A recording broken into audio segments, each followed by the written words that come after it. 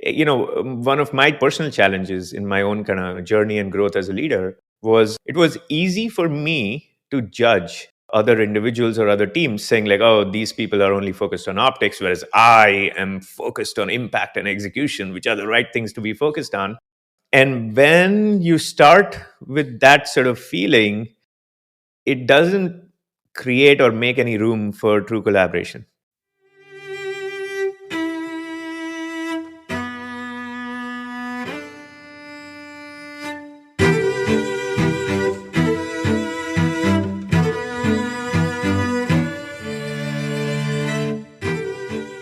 Welcome to The Knowledge Project, a podcast about mastering the best of what other people have already figured out so you can apply their insights to your life. I'm your host, Shane Parrish.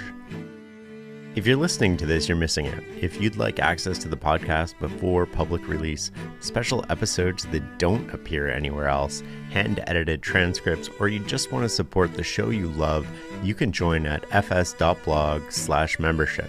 Check out the show notes for a link. Today, my guest is Shreyas Doshi. He's led and scaled products at companies like Stripe, Twitter, and Google.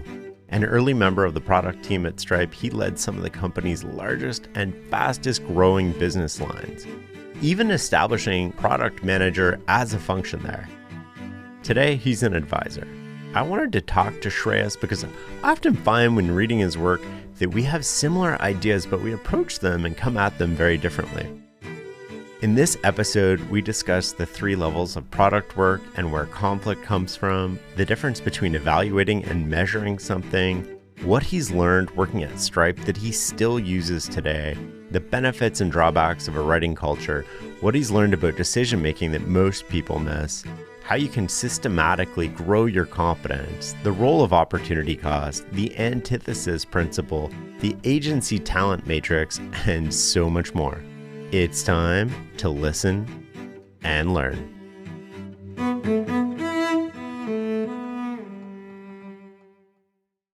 I think when I was thinking about where to get started, I want to start with the 3 levels of product work. So the execution level, the impact level, and the optics level. Can you expand on these levels and where conflict arises? Yeah, for sure. So this took me many years, almost 2 decades of working on products mainly at high-tech companies to really realize oftentimes conflict between people and teams arises mainly because we're not talking at the same level. And we might have similar missions and similar goals and OKRs and whatnot. But if we are not aligned on the level at which we are talking, that can lead to a lot of confusion, a lot of just stress among individuals and teams. And so the 3 levels of product work that I discovered through my observations were the execution level, the impact level, and the optics level. Oftentimes, there would be product managers or other folks on my team who would be very nervous before presenting to an executive. Maybe it's a product strategy or something else.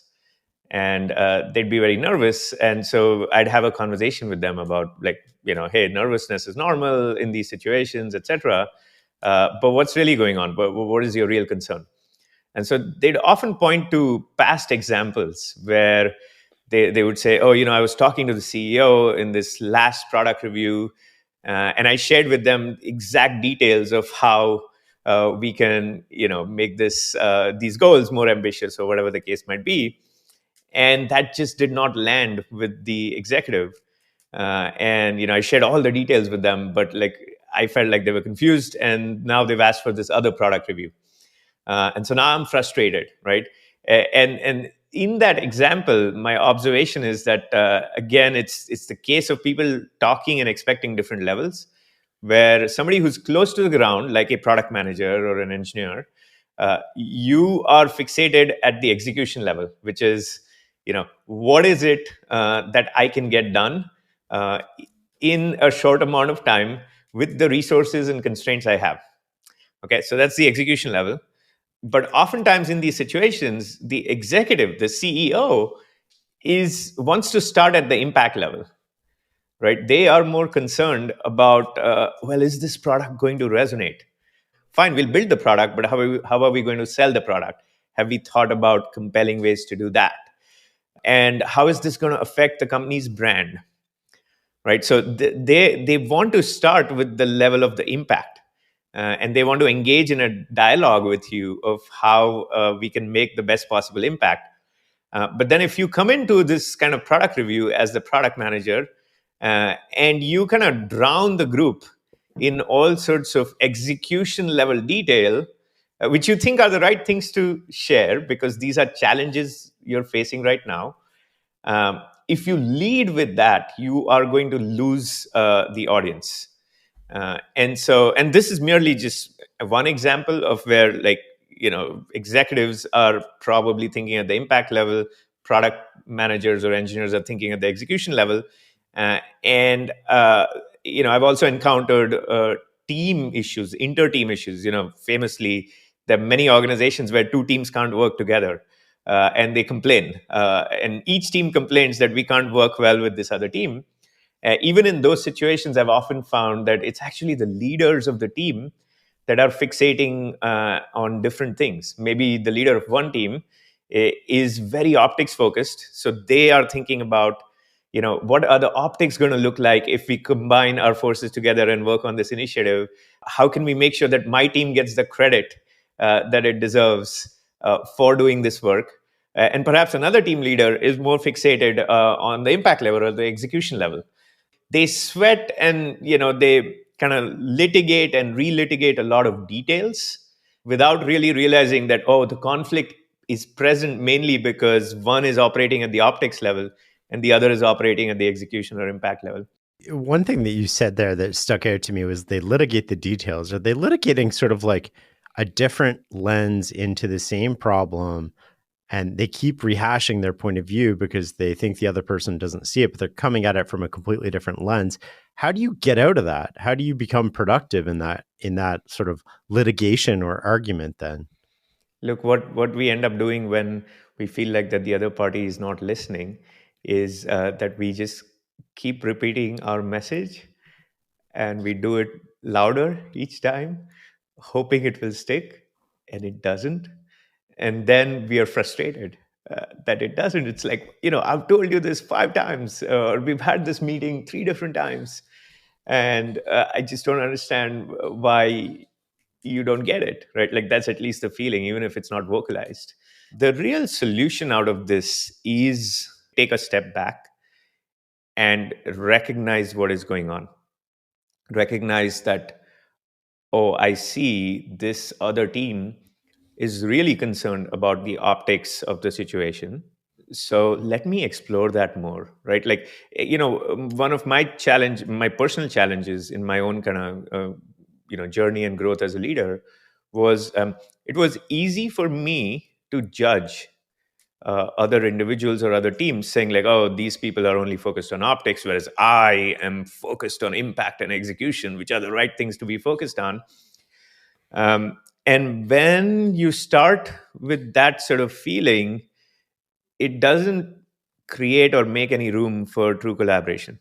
So instead, later on in my career, when I had this vocabulary and this way of looking at things, when I saw these situations where perhaps somebody else, some other team leader that trying to collaborate with, is really focused on optics, I wanted to take a step back then and really explore their perspective a little more. And perhaps, the reason they were focused on optics is because they've been burned before, that they helped various other teams with their initiatives in the past, and they did not get the credit that they felt they deserved. And so naturally now they're going to be a little bit more wary about collaborating with my team on this initiative, and they want to make sure that the optics are set right. So it's only through kind of taking a step back and truly taking the time to explore their concerns. Like for instance, concretely, I noticed that in the past couple of meetings, you've talked a lot about making sure that executives are aware of the division of responsibilities between our teams. And certainly, my team's perspective is that it is a very ambiguous project, so we can't really clarify all the strict division of responsibilities at this very moment. But I wanted to ask you what your rationale is for this perspective, because I really want to figure out a way to make this work. And so, just kind of having that conversation, engaging in the dialogue, trying to understand where they're coming from, uh, I've found opens up opportunities for us to recognize, oh, I see, this is what is going on. You care about making sure that these responsibilities are clear for reason XYZ. So perhaps we can both achieve our objectives here of moving quickly while yet clarifying, who owns what. Uh, and let's now brainstorm about that. One of the things that you said online that was interesting is that there's a difference between evaluating how something is going and measuring how it's going. Can you expand on that? Yeah, it's often the case, Shane, that you hear in business meetings, right? That if you can't measure it, you cannot improve it. In certainly in most of the highly rational company cultures that I have seen, these kinds of statements are taken as truths. And over time, I realized, used in the wrong context, they tend to cause a lot of damage that we don't even realize. And because we feel like we are being smart when we say, oh, this thing must be measured before we can improve it.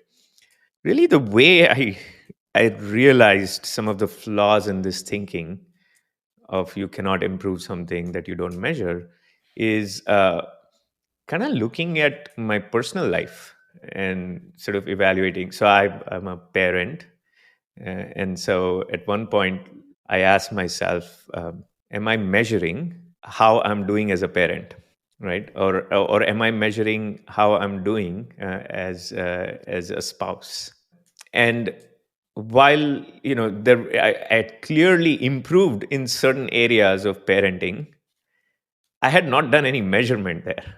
So then I started asking myself, well, if I've clearly improved in this area of parenting or this area of being a spouse, but I don't measure it, I don't track it on a daily basis, I don't have any metrics associated with it, and yet I can tell that I'm improving in these areas. So how am I doing that? Right? Like, how many of us are doing all sorts of activities and improving in those activities without explicitly measuring those upfront, or measuring those on an ongoing basis? Actually, the way I know that I'm improving is because I'm evaluating, right? And that's where I feel like there's a difference between the idea of evaluating how you're doing and measuring how you're doing. And then I started seeing, in many cases at work, it was quite similar. If we start everything with, oh, we need to measure this thing first before we embark on this project or this initiative to improve said thing. There is certainly value in measurement, so don't get me wrong, right? Like, again, we should not think binary about this. But in some cases, the effort to measure something is so large that it sometimes dissuades us from performing the action that makes sense. The fundamental sort of observation here is that sometimes evaluating how something is going is enough. And sometimes, if you try to measure a thing, you might think you might improve the measurement, right? But you might not actually be improving the underlying thing. So that's the other danger as well.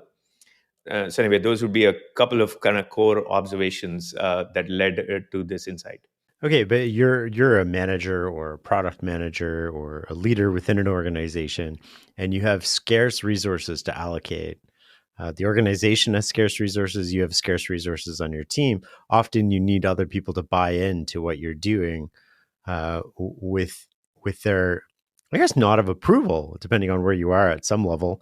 And if you're in a culture that is very measurement oriented, saying that, we're going to improve this, but not being able to quantify or demonstrate how it's improved is very tricky to get the buy-in. How do you go about that? Yeah, it is very tricky. And I would say this is why the solutions to some of these problems lie not with an individual or individual contributor within the company, but they lie with the company leadership, right? Like, so ultimately, the company's leadership needs to have the judgment, and if they do not, things are just very hard. This is why a lot of the work, both the writing I do, the coaching I do, and so on, is focused on leaders and leadership. Without leadership understanding these ideas and these principles, it's just very hard. Now, all that said, what I've found interesting is that it is possible sometimes to pivot this kind of intense desire for showing numbers on a graph with other ways of showing impact, because ultimately the measurement is not the goal, right? The impact is the goal. We hope that the measurement is just a proxy for the impact we made, right? And sometimes we forget we can't differentiate between the proxy and the goal, right? And so we make the proxy the goal. So once you kind of understand that ultimately it's about demonstrating impact, one of the core things we need to realize is this idea of leading indicators, right? So what I like to do, I like to remind people in these kind of corporate situations is that ultimately we are after this impact, right? Whatever that is, like customer satisfaction or higher retention or greater revenue per customer, whatever the case may be, right? That's the impact we are after, right? Then I like to sort of clarify, uh, and perhaps using even examples, that features like this in the past have taken 3 months, 6 months, a year plus to show the full impact, right? And that is likely to be the case with this feature too. So therefore, what I want to share with you today is some of the core leading indicators we have of how this feature is working. And then I'll go into the leading indicators. And now these leading indicators might be other metrics. So they might be things we have measured, right? Which is like the conversion rate in sales calls, for instance, right? Which is an early indicator of potential resonance, or the number of customers who've actually purchased the product and listed this feature as one of the key reasons why, right? So I'll talk to my sales teams and kind of get some of those leading indicators to me from them, right? And again, these could be measurements, right? These could be numbers, but the numbers are so small that, like, all we might be able to say this quarter is like, oh, we got 5 new customers who said that this feature was one of the key reasons why, right? And you can't really run an A/B test of any sort or some like large scale experiment with that. So okay, 5 is good, and we've done some measurement, but this is where I like to also add some qualitative criteria, right? Which is, and I did this a lot at Stripe, for instance, when we were working on B2B products, that in some cases they took a year or year plus to show direct revenue impact or volume impact. Is I would call out some very big customers that we were able to sign up and their qualitative feedback on this recently launched feature, and I would present that in a document, right? Saying, okay, this is what we are hearing from this customer as a leading indicator, right? So there are ways, even in a highly kind of qualitative quantitative kind of environment, to kind of pivot folks' attention towards what really matters, which is impact, and then help them understand how that impact has multiple components, some of which may be measured components, while others are qualitative components. Because ultimately, at the end of the day, regardless of what one might cynically think, like, your company leadership is primarily interested in impact, right? Now sometimes they're fooled in thinking that the numbers are the only way to be confident about impact, but if you can make a compelling case of and tell a story about how it is actually a combination of some of these leading indicators, and they may be qualitative or quantitative, then you'll be surprised how much buy-in you can get. It seems, maybe I'm wrong here, but it seems from the outside, the professional managers would sort of gravitate towards quantitative indicators, whereas founders would gravitate more towards the qualitative. What's your reaction to that?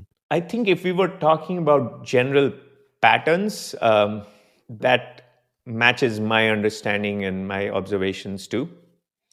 Uh, but I'll add an interesting additional observation, which is what happens when the company starts to scale, right? So now you're going to have to rely on other signals.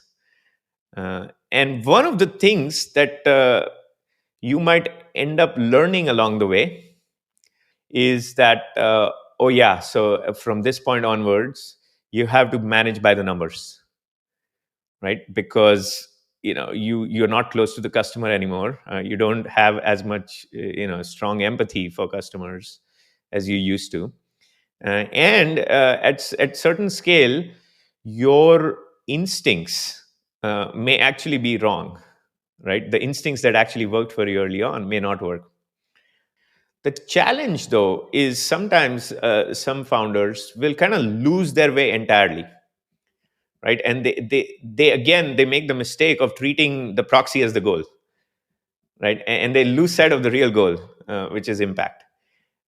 So while I do want you to manage with numbers because that's the only way you can scale, I also want you to not forget that the numbers will only tell a certain story. And so, what you've got to still continue to do is expose yourself uh, to some of the signals, and these might often be qualitative signals in the market with regards to your competition, with regards to your customers. And so, the founders that have been able to scale really well and their companies have been able to build incredible products over the long term, I have found they kind of strike this balance really well. They do stay very close to their customers. They do stay very close to some anecdotes and don't just kind of manage by spreadsheet. You worked at Stripe, and from the outside looking in, Stripe is one of the most interesting and considered to be one of the most well-run companies in the world. We've had the good fortune of having Patrick on the show. I'm curious. We're talking a lot about the lessons that you're offering. I'm curious as to what did you learn being inside that culture that you've taken away with you, and how do you use it? Yeah, I just learned so much at Stripe. I was there for over 5 years, and I joined as they were just thinking about what product management means at Stripe. And so, this was a company of a few hundred people at the time, and already building a really had already built a very compelling product, and sort of at least by Silicon Valley standards, was adding product management a little late. Because usually you'll have product management added at several dozen to 100 or so people. So Stripe was adding product management a little late, and had done just fine without product managers. So one of the reasons I joined Stripe was because I saw this as what a wonderful opportunity to really understand if product management can create unique value at a company that has already been very successful without product management, right? And so that was one of the motivators for me as somebody who started my career as an engineer but had been a product manager for over a decade by that time. And one of the first things I really learned when I joined Stripe is that when product and thinking about the product and thinking about the customer experience is everybody's job, which it certainly was, and has been at Stripe for a while. Kind of thinking about the product and fixating on what kind of product we're building and why we're building it and how it's going to resonate with our users. When it is everybody's job, engineers and designers and even sales and marketing and other functions, then you have at least the ingredients for creating magic. And too often what happens, and I've seen this at many companies in the valley, some of the most successful and modern companies in the technology space, is that at some point this idea of like, okay, are we building the right product? Are we building a product that our customers will really love? And are we building a product that will win in the market? That's those concerns get relegated to one function or a couple of functions, while the other functions get more focused or somehow are asked to get more focused on just like stay in your lane, do your thing, ship your code, right? Because and do it on time and do it at reasonable quality, but that's your job, right? And nothing else. And if it's something about the user experience, well, you bring in the expert, the product manager, or the designer, and they will tell you what to do. In those environments, you just like don't end up building really inspiring products, right? And so what I saw at Stripe were perhaps like two things I'll flag. One was that really every function was treated as equal, right? Like really you treated every function equally, right? And now they might perform different roles, but it wasn't like one function was better than the others or one function was higher than the others, right? So what that enabled is a much more focused and much more authentic conversation between functions of what is the right thing to do here, right? Like not once in my 5+ years there did somebody play the card of like, well, so I am the product manager. So yeah, I realize all this debate and all of that, but since I have this title and this question is about the product, so therefore I'm going to make the call, right? So it wasn't really about like pulling rank or title, it was about really discussing the idea, right? So that's one way that I think Stripe put this in practice. And look, the other way of like the entire sort of fabric of the organization kind of pushing you to build the right product was that the founders kind of lived these values as well, right? So Patrick and John, until a very very long time as the company was scaling and to a point where you wouldn't expect the founder to do so, they were talking to customers, they were talking to users, and not only that, in many cases they would kind of have a meeting with the customer and send out notes, right? And another interesting thing I found is, normally when a CEO of a company is talking to a customer, it is usually they're talking to the CEO of that customer, right? But at Stripe, oftentimes you would get these notes from the founders saying, "Oh yeah, so I was visiting this customer, and I talked to their customer support team. I spent time with their customer support team to understand whatever it is, how they're using the Stripe dashboard, right?" And so as you saw this as an employee, you realize, right, like that this is what the company cares about, right? Like when the founders are actually living the values that are put up on the wall, that means that they're not just words on a wall, right? Like we can all say, yeah, sure, you need to be customer centric and so on, but the actual process of doing so involves a lot of discipline, commitment, and consistency. One of the things you said there that I found fascinating is that everybody was seen as important and it was seen as everybody's job to look after the customer, which intuitively I really like, because I always hated people saying that's not my job, that's not my responsibility. Or conversely, I hated people putting up that card and being like, I'm the product manager, this is my decision, with no sort of like basis for making it that's grounded in sort of rationality. I'm wondering, who's the arbitrator of a tie in those situations? How does that work when you have maybe two people who are both looking out for the customer, but they're coming at it from very different perspectives, and you have to pick one path and you can't have both? In the case where all functions are sort of equal and everybody's responsible for the customer, how do you make that decision? So in practice, I'll observe a couple of things. Number one, this is where a writing culture helps intensely, right? So Stripe famously has a writing culture, and a lot of these discussions would start with a document, right? And they're asynchronous discussions. And the reason I think it's key is because just having to write these things down forced a degree of clarity that is often missing when you're kind of having just these debates verbally.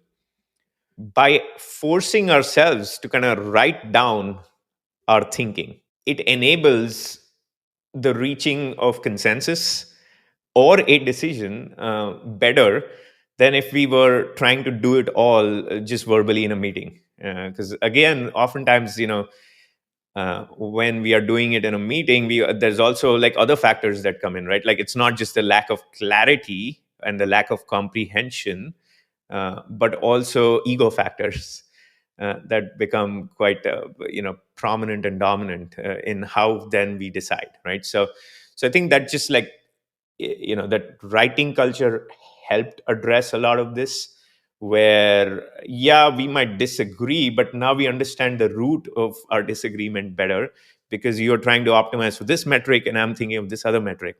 So let's have a conversation about that first, instead of again litigating the minutiae of whether this should be a 3-step flow or a 2-step flow, right?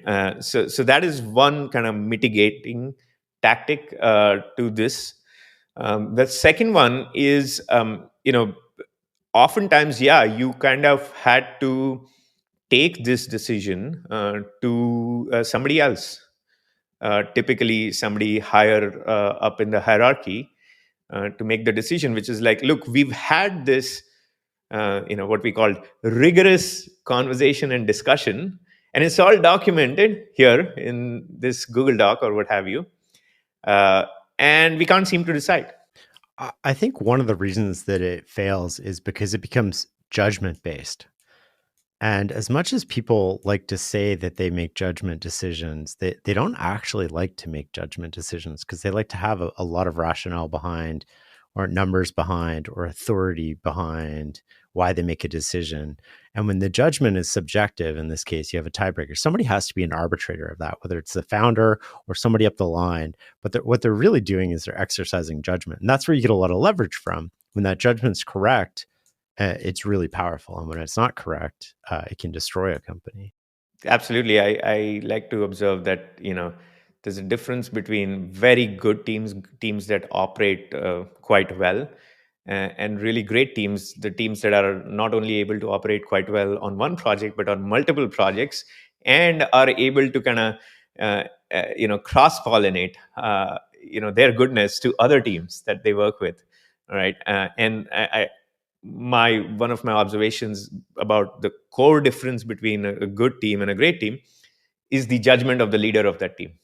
What other observations do you have about the difference between a good and a great team?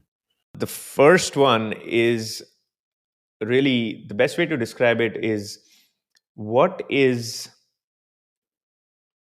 there a is there clarity on how this team makes decisions? And I mean it certainly from a tactical kind of process perspective, but I mean it more from a almost a philosophical perspective, right? Which is that, what are we optimizing for? And if you look at all the sort of like, the great companies out there, right? Like they have some way of deciding what makes sense, what product to build and how to build the product, how much attention to detail to give certain things, and how much to build fast, right? And hopefully, some of those are codified in the operating values or the operating principles of the company. But does this team have clarity on that kind of philosophy for how they're making decisions? Is I think a really important factor. And then are they actually following through on it in their day to day? So that is one thing I like to call out.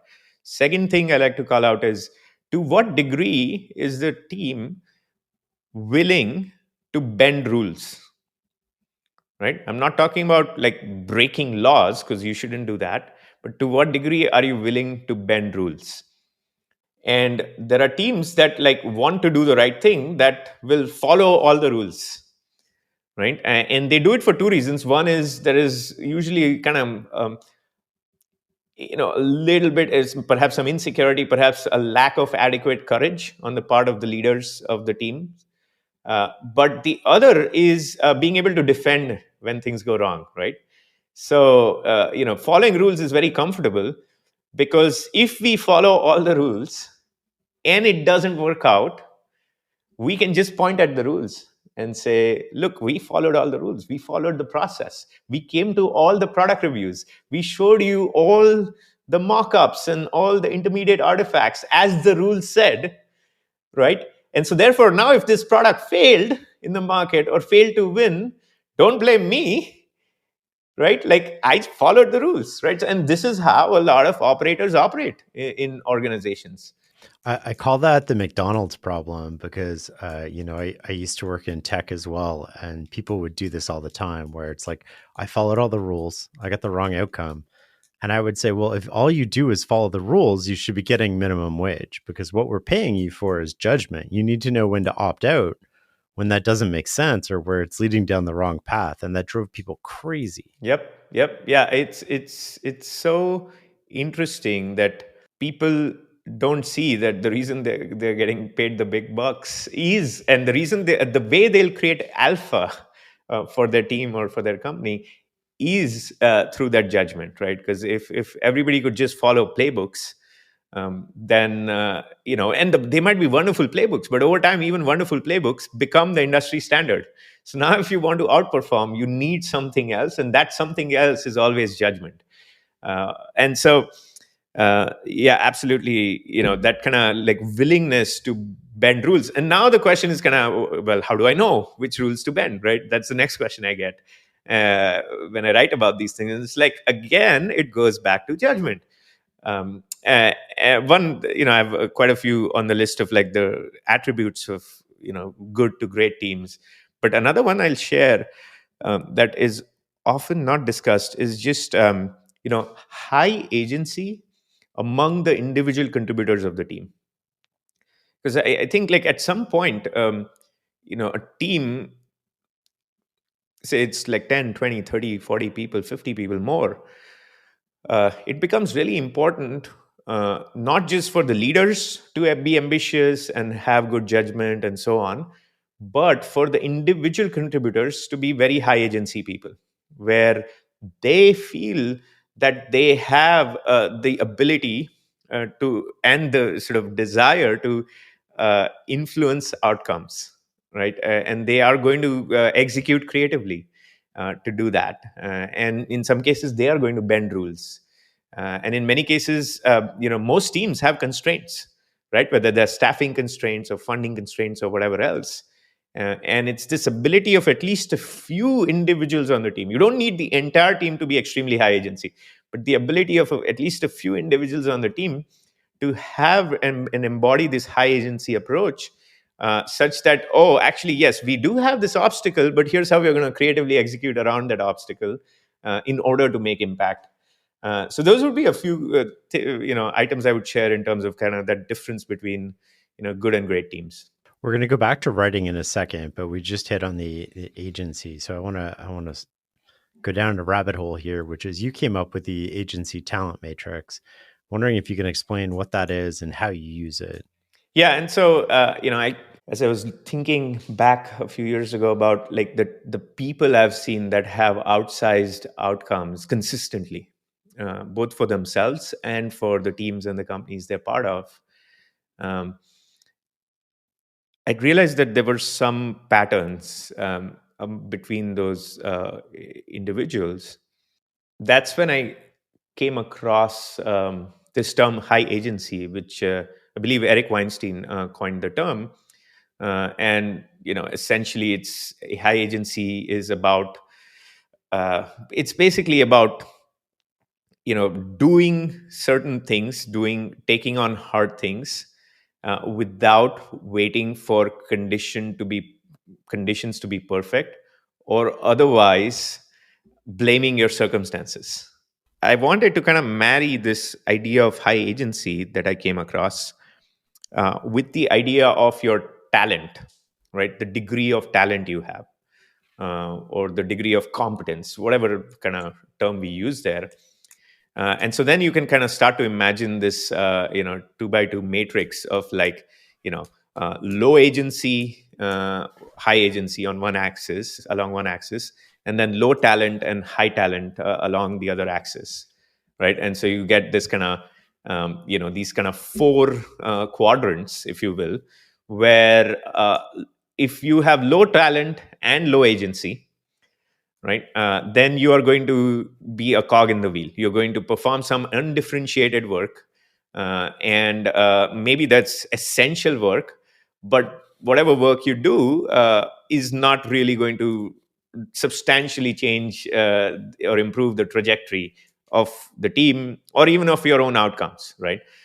So that's kind of the low talent, low agency quadrant. Then you have the high talent but low agency person. Okay, so like these might be really brilliant people.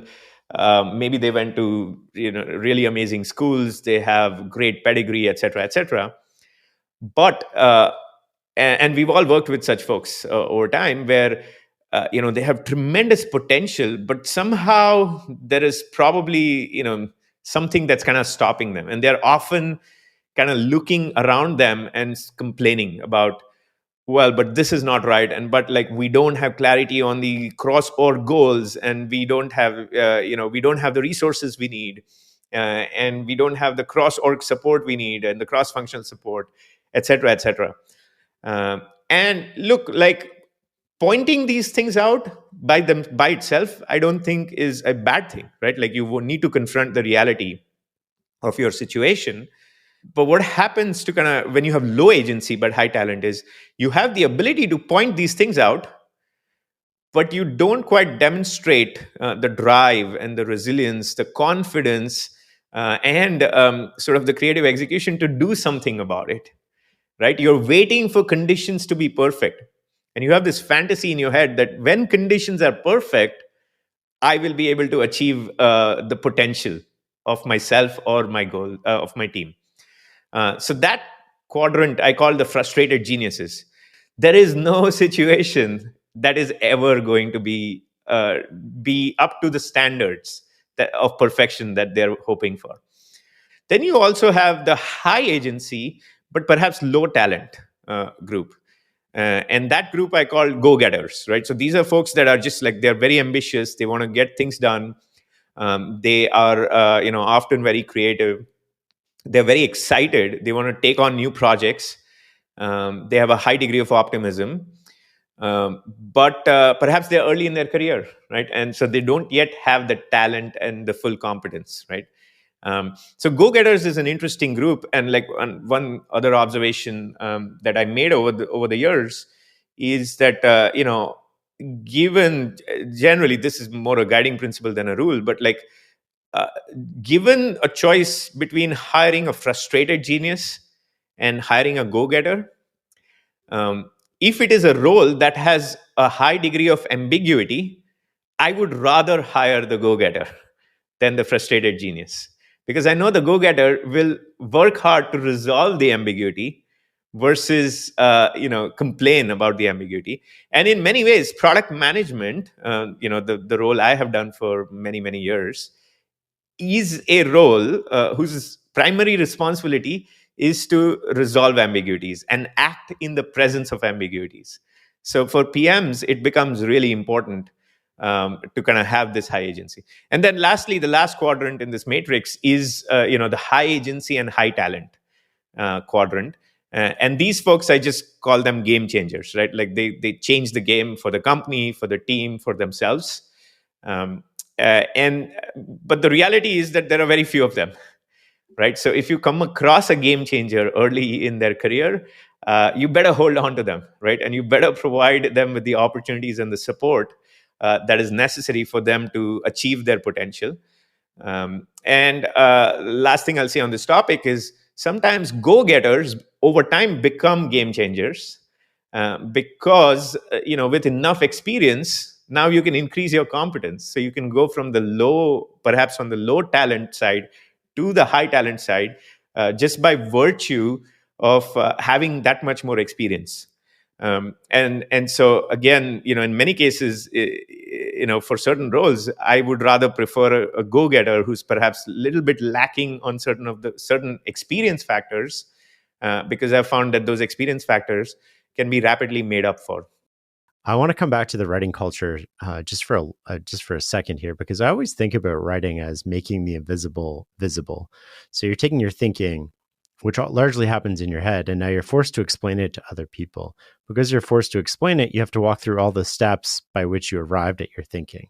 So you're actually forced to walk through your thinking step by step and lay out some sort of rationale for why you think the thing that you do. And the process of writing things down is thinking, right? It is a form of thinking, and it's often the process by which we come to realize we don't know what we're talking about. So the act of writing it is very helpful for the person writing it, but the act of consuming somebody else's writing is also very helpful for what we talked about when we first started, which was perspective taking, right? So you're showing me what the world looks like from your vantage point, what variables matter, why this matters to you, and how you arrived at this conclusion, assuming you're doing that honestly. I'm curious as to, in practice, I've never worked in a writing culture, with the exception of Farnham Street, but what is it like in practice being on the inside? Where is it helpful and where does it slow you down? Yeah, I think one of the areas where it's extremely helpful is when you have a writing culture, it becomes more of a permissionless environment. In a say non-writing culture, where perhaps the way big decisions are made or proposals are shared, it's usually in some meeting where perhaps we have a discussion, or I walk you through a slide deck. Well, the observation is that all of a sudden, if that's the way that big proposals need to be made, or even small proposals need to be made, now you need permission, right? You need permission to join the meeting. You need permission to present at the meeting. You need permission. You need to ask for permission to take a synchronous, meaningful slot of everybody's time to be able to share what you want to share. And a true writing culture kind of removes a lot of those constraints, right? So if you spot something that you think needs to be improved in a writing culture, in a true writing culture, you can write about it and share the document and see what people have to say, see if it resonates. And certainly, at Stripe, as a writing culture, I saw it often where there were people, regardless of their role and their function within the organization, kind of wrote down something super insightful. And as they shared it, it kind of spread through various Slack channels, saying like, "Oh, this person wrote this doc. You should check it out." And now all of a sudden, people are going in the doc and posting comments. It's like, "Oh, this is actually an interesting point. Can you expand more on it?" Or like, "I don't quite agree with this. What's your perspective?" Uh, and all of this is happening in a fairly permissionless manner. So I think that is a very key aspect that people tend to ignore of kind of this writing culture, and it has, done right, has like really profound effects on the degree of transparency, cross organization clarity, and really kind of innovative big thinking that you can engage in. The problem is that not everybody is a good writer. Some people have also told themselves stories about, "Oh, I'm not a good writer." And so one of the challenges is that such a culture makes it hard for people who kind of think they're not a good writer to be able to influence, right? Because ultimately, any form of communication in an organizational setting is a form of influence, right? So I managed, and mentored a number of people who'd come to me and say like, "Look, I wrote this document down, I shared it, it took me 2 days to write it, and nobody looked at it. The executives don't care, or they're just like cynically they're giving us busy work, right?" So one of the things I did,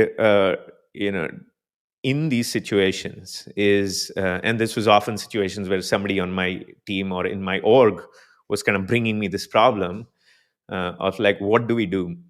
It kind of became important for me to start sharing some principles of how you influence via writing. Number one is, oftentimes when this was happening, when they were describing this type of frustrating situation with a writing culture, I observed that in their documents had all the right ideas, but it was hard to find those ideas. It's like, here's 20 pages, but there's like three good ideas in here. Go find them. Yeah. Yes. And it was hard to understand the true value of those ideas in that noise, right? And so when I observed that, I started trying to identify why is it the case, right? And then I realized after kind of some time that the reason that some folks do this when they're writing is because they want to communicate everything they know about this topic. And of course, when we do that, the story we tell ourselves is, oh, I want to build a bulletproof case, right? So I'm going to provide all of this detail. And of course, what actually ends up in practice is, regardless of how well you write this thing, the reader is lost, right? And so oftentimes people would come to me and say, like, look, I have this document, but I feel like I'm not using the right words. So can you kind of lightly edit it? And then I look at the document, I'm like, I have to tell you, like, and this is not going to sound like happy news, but I would rewrite this whole thing, right?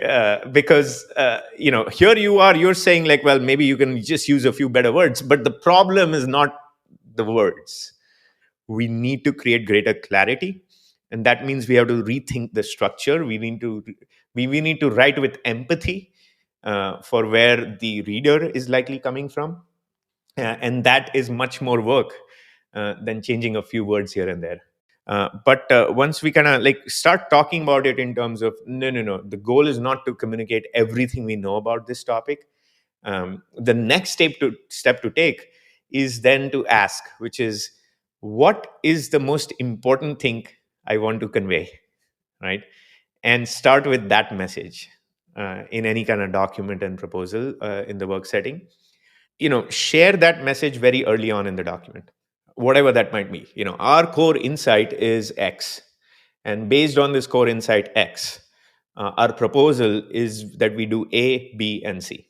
Actually, your proposal to do A, B, C might be informed by 10 other insights, P, Q, R, S, T, etc., right?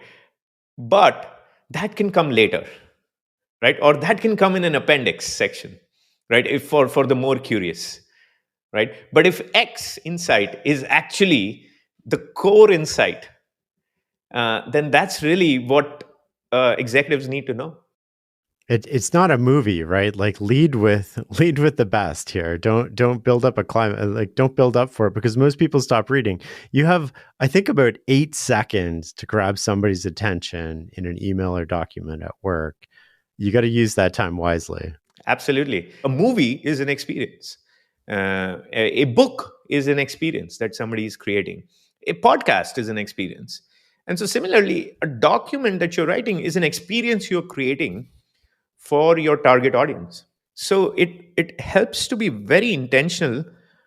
about what do you want them to experience. And I'm not talking about fiction writing, right? I'm talking about like just like business nonfiction writing about a certain product or a certain whatever. But it's really important to work backwards from, do I want them to be excited? Do I want them to be slightly concerned? Do I want to kind of clarify that, like, we should be afraid about a certain competitor or whatever the case might be, and then kind of keep that in the back of our minds, right? Because then as we kind of write, the words we choose, the structure we choose, the things we choose to emphasize, uh, change drastically based on kind of this working backwards view of what it is that we really want to evoke in the reader. I want to switch gears from writing, come back to decision making for a second. What do you know about decision making that most people miss? There are certain truths or maxims that we learn or we discover about the world and how the world operates. And then we use those maxims for making many decisions. Sometimes we should use the antithesis of that truth or maxim when it applies to us. Okay, so I call this the antithesis principle. One kind of truth that we might know about the way the world works is that most people learn better when the content or the teaching is entertaining, right? When it's entertaining, it's like it's got great stories, amazing analogies. People just learn better. And there are many people who proudly say, right, like and I come across such folks all the time as a teacher myself, or as somebody who writes online and so on, is that, well, I only learn through engaging writing. As a smart person who wants to make a big impact on yourself and on the world, right? If you think really deeply about this kind of truth, let's just say, right, which is most people learn better, learn the best when the content and the teaching is entertaining, is that if you want to help people learn something, make it very engaging and entertaining. So that's the obvious conclusion that almost any smart person will reach. But it turns out there is actually one more conclusion you should draw to be a better decision maker and to have better results for yourself, which is, it is actually not in your best interest to be the kind of person who only learns from entertaining content, right? In fact, to go even further than that, you should not even be the kind of person that needs any sort of entertainment as a prerequisite to learning, right? And so I would say that most smart people don't consider this second conclusion, right? And we make decisions for ourselves and we create identities for ourselves around these kinds of areas because we see these truths in the world and we assume those truths must apply to us, right? And that's why it's the antithesis, because actually what you should do if you want to optimize and maximize outcomes and your impact on the world is you should turn yourself into the kind of person that doesn't need any sort of entertainment to learn something, right? So because that way, while most people will discard a profound book that doesn't have an attractive title, you will actually take the time to read that book and to kind of really learn from the book, despite it having a terrible title, right? So that's just like one example. There's just like, once I sort of saw this um, in myself first, I realized that this idea of the antithesis principle applies to all sorts of things. And I'll just share one more example, and kind of would love your thoughts afterwards. Is one of the things that if I post on Twitter that a great manager is really important for your career, right? I will get a gazillion likes because it's something people love, right? Like, which is like, a great manager, just follow great people, great leaders, and you will have an amazing career, etc., etc., right? So that's kind of perhaps the truth you observe about the world. But now, what are you to conclude from this, right? How do you kind of like act on this observation? Well, the first conclusion you can draw, and this is the more obvious conclusion, is that you should try to be a highly competent manager yourself, and you should try to be a really great manager of people, so you can attract highly energetic, highly talented people, and you can help them do really good work. But there is a non-obvious conclusion that the antithesis principle suggests, which is, when it comes to yourself, you should turn yourself into a person who can do really good work even without having a great manager. Even if you have an okay or absentee manager, you should turn yourself into a person who can do really great work. Now, this second conclusion is the non-obvious conclusion that very few people draw, right? And in fact, most people will blame in some way, the fact that their manager doesn't do one-on-ones with them as frequently as they expect, and say, well, of course, this is why I'm not performing as well or whatever. And perhaps that is a reasonable statement, kind of, if you're early career. But if you're 10 years into your career, 20 years into your career, right, and you are in a career which kind of rewards you for your judgment and your agency and so on, right, it is actually in your interest to pay attention to the antithesis principle. Because again, if you just rely on great managers around you, then you're kind of limited in terms of how much impact you can make, right? So yes, by all means, be a great manager yourself and try to be the best possible manager you can. But at the same time, don't always expect that you can only do good work if you are working for a great manager. So again, this kind of applies to so many examples, and I think people make this fundamental mistake when they're kind of just making decisions for themselves for like what works for them and what kind of person they want to be. I think that's a powerful encapsulation of an idea, which boils down to you need to be able to operate regardless of the circumstance that you find yourself in. If you can only operate in ideal circumstances, you're only going to be average because circumstances are never going to be ideal.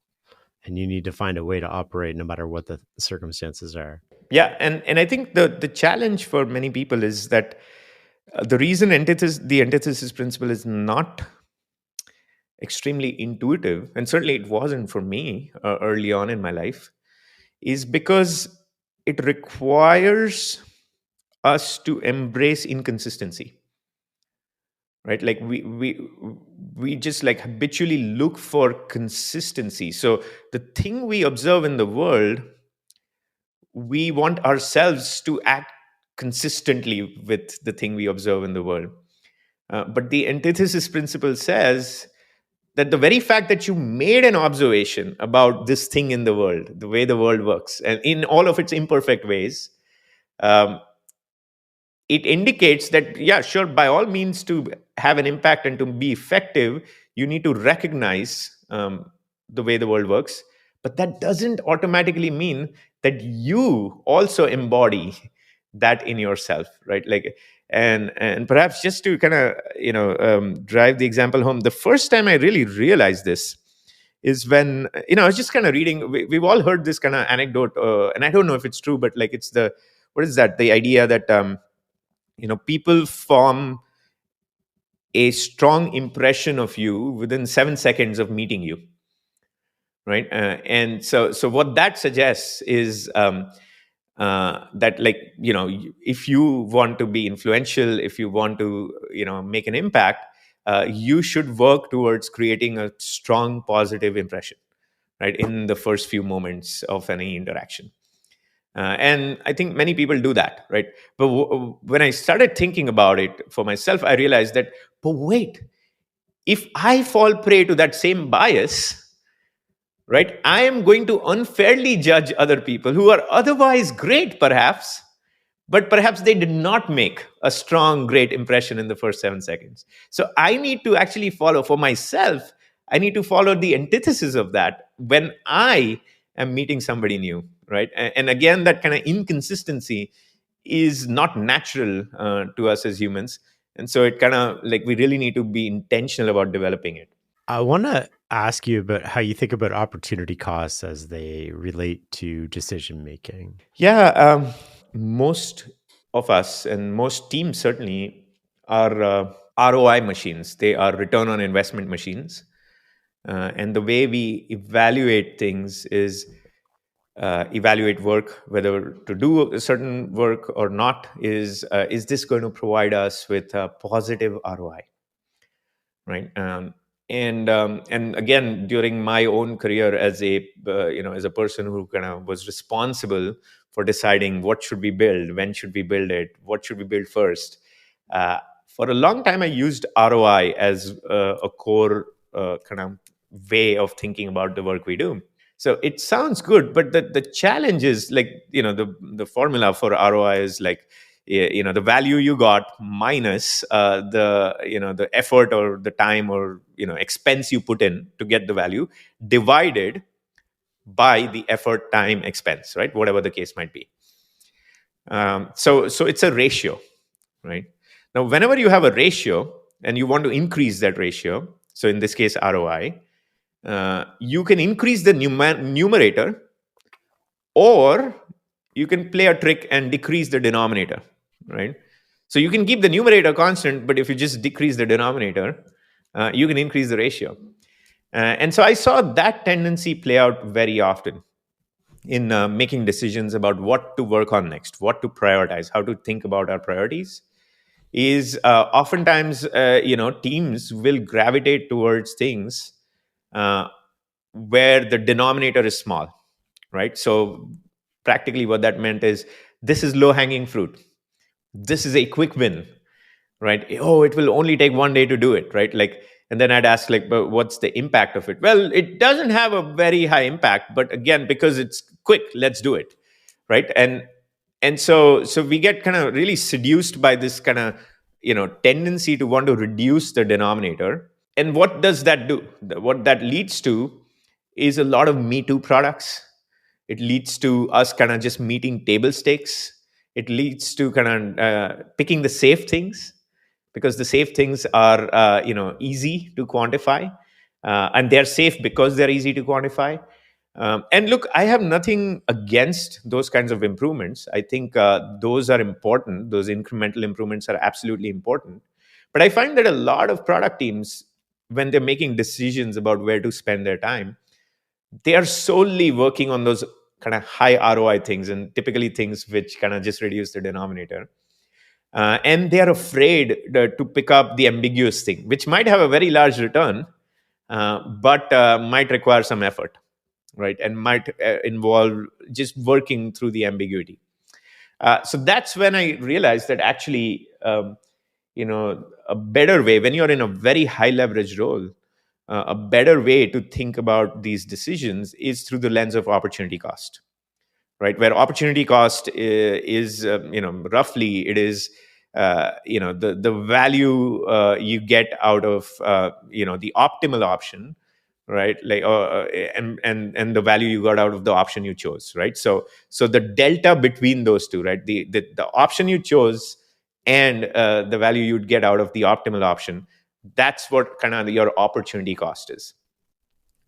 And when you look at things through an opportunity cost lens, what you really realize is that for certain things, you want to kind of minimize the opportunity cost, meaning you want to pick the thing that is as close to optimal as possible. And so that's kind of how you'll minimize the opportunity cost. So that's why I like to say that, in a high leverage role, your goal should not just be to increase ROI. You should also think about how you're going to minimize the opportunity cost. And the last thing I'll say here is, oftentimes people say, but well, we can work on a number of different things, because who knows what the optimal thing is, right? We can work on a bunch of different things, and as long as those are generally positive, we will be fine, right? And we can always backtrack if they're not. But the problem I've found in practice is that it's easy to say in a meeting when we're trying to just like decide on something, that like, yeah, of course, if it doesn't work out, we'll just backtrack, right? But in practice, I saw us never doing it, right? Like, and so I also looked into why. And what I realized is that it's kind of like the IKEA effect takes hold, right? Where we put in a bunch of work behind this, and so now we think it's more valuable than it truly is, right? And now we are going to just like stick to it, despite the world telling us or giving us evidence to the contrary. So that's the cognitive bias there. But there is also more than just cognitive bias. There's a practical issue, which is, our code. So I'm talking about software products for the most part, but it applies to many other products and initiatives as well. But our code is not as malleable that as we think, right? We just think, oh, we're going to write this code, ship it, and then if it doesn't work, we're going to undo it, we're going to change it, we're going to learn, etc. And all of that is good. But our code is not as malleable as we think, and so it takes us much longer than to kind of try to find that kind of optimal thing. We are making changes to the code, and at some point our code just refuses to cooperate. And so we get left with this kind of highly suboptimal product. One of the things that you've given a lot of thought to that I do want to ask you about today is, how do we systematically grow our competence? One of the core things in kind of systematically growing our competence is the idea of decomposition.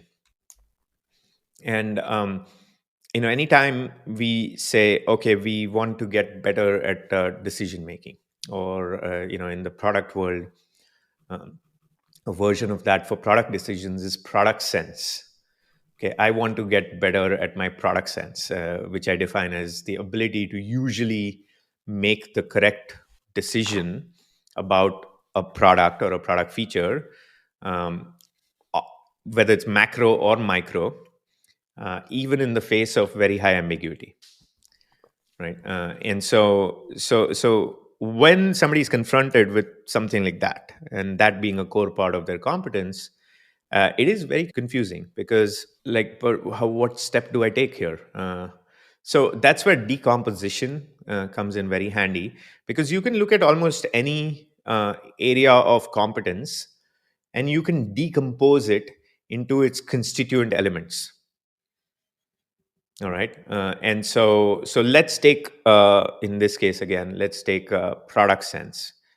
Uh, well, product sense, which is again the ability to make the correct product decision. This is by the way, like, some people are really great at consistently building very good products. This is why some companies are very good at building products that resonate with their users, is because they really embody that product sense in the work they do.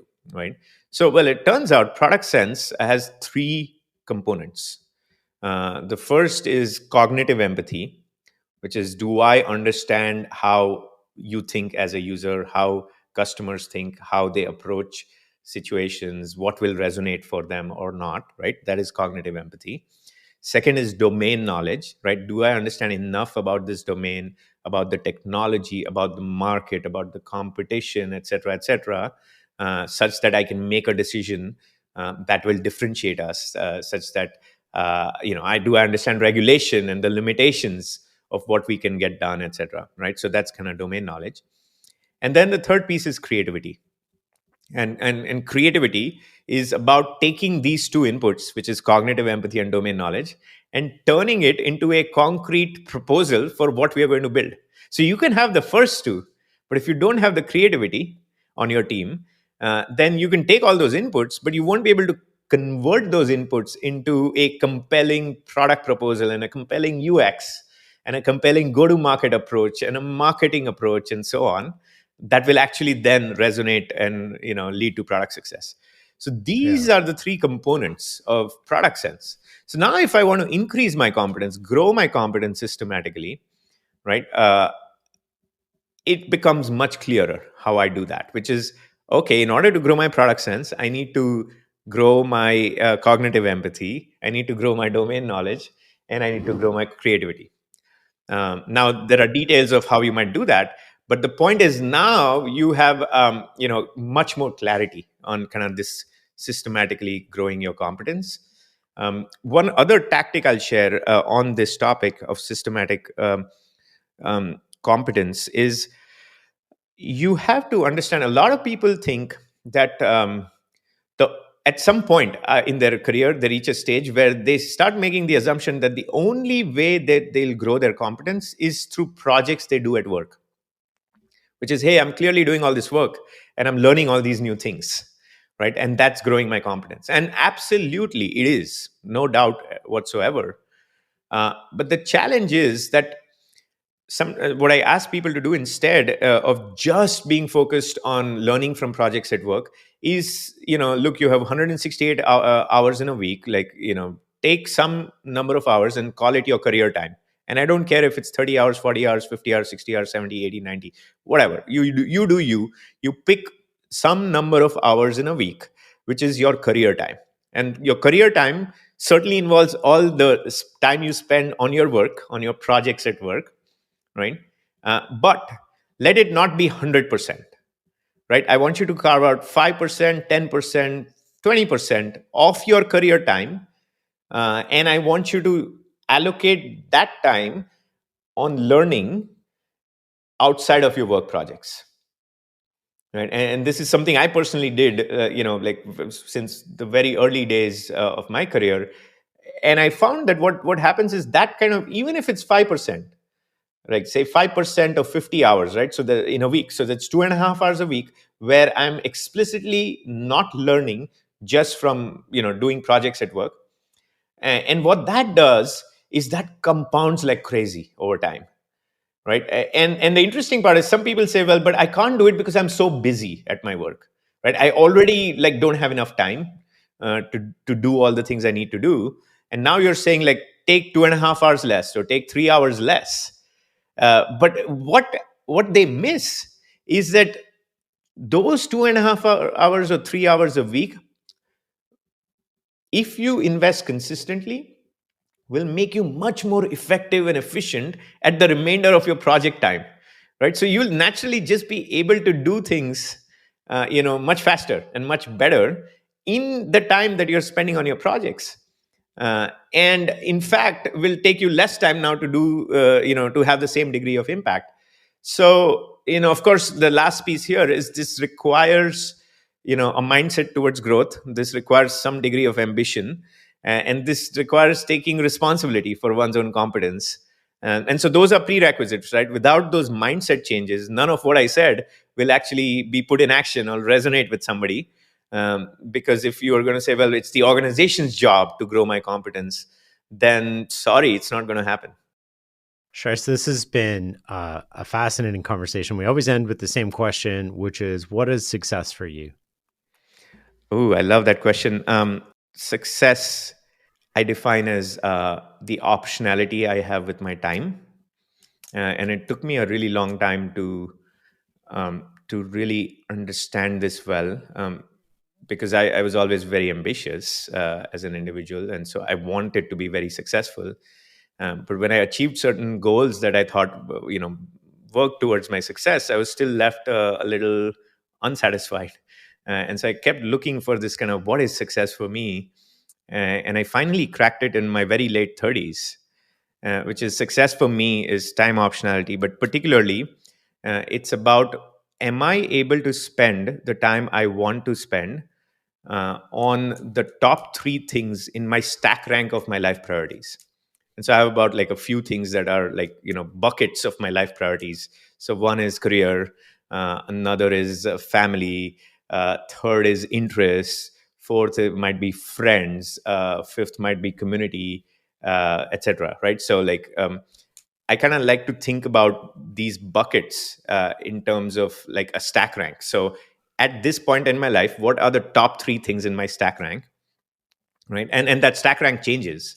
And then I like to evaluate, am I able to spend the time I want to be spending on the top three things in my stack rank? And if I am, then I'm successful. And so by that metric, I wasn't really successful in my 20s or mid 30s because I was not able to spend all the time I wanted to spend on the top three things in my stack rank. But luckily now I am. So I feel like I'm kind of successful.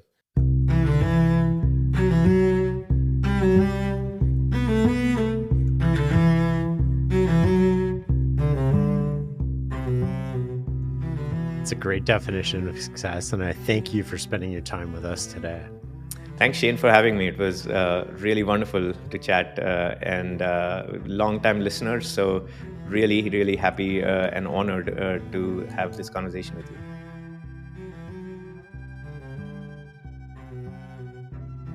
Thanks for listening and learning with us.